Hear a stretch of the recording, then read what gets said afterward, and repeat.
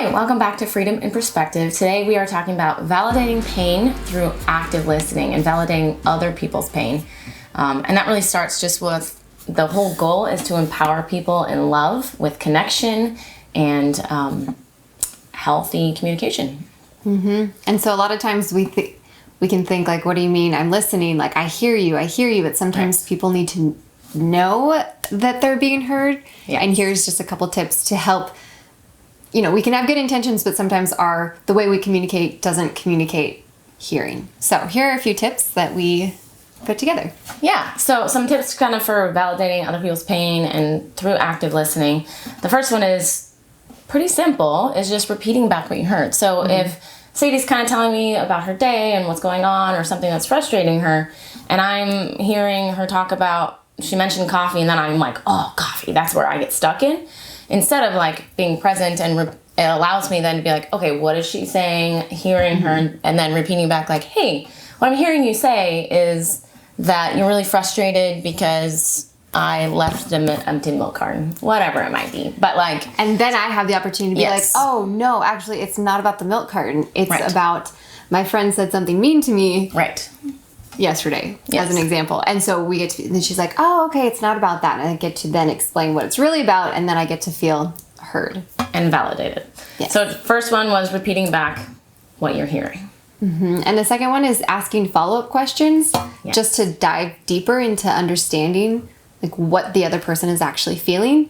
So if she's sharing something, I can then be like, oh, how did that make you feel? Or, oh, what happened next? Something like, just to engage in conversation. Right. It shows that you're paying attention and that you care. Yes.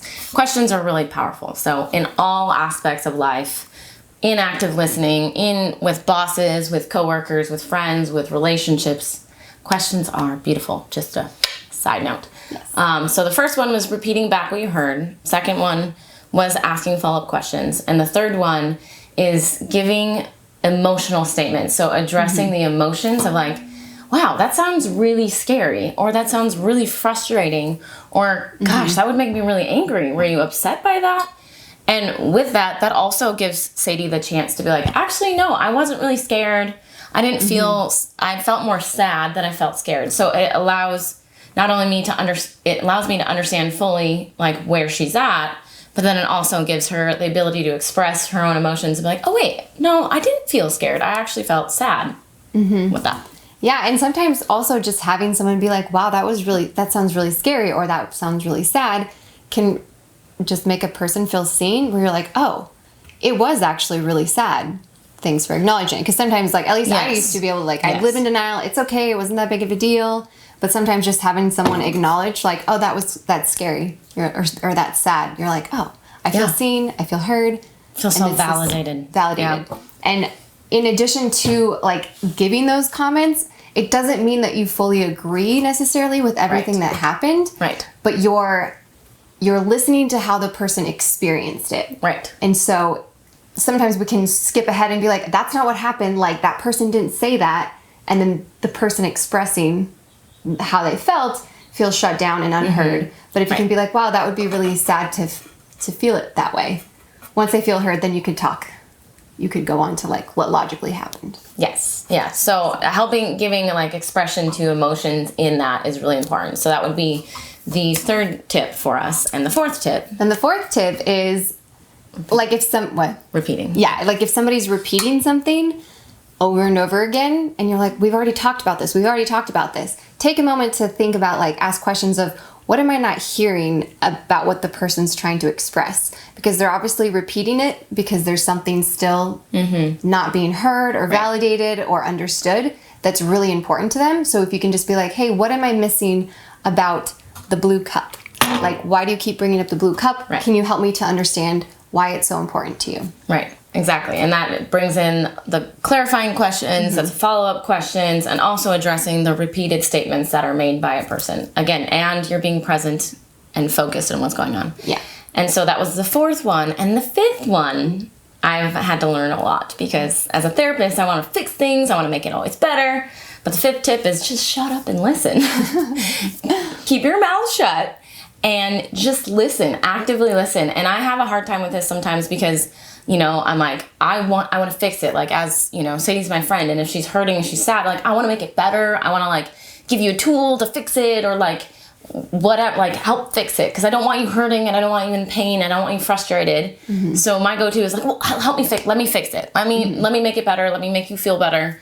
But that doesn't actually help. That just shuts her down. That doesn't make her feel loved or validated. I know we've done that to each other. And so just literally shutting up and listening. And with that, even like one of the best questions men and women can always ask a friend, a relationship, anything is, do you want me to fix it, or do you want me to listen? That is one of the most awesome, self-aware, emotionally intelligent questions you can ask.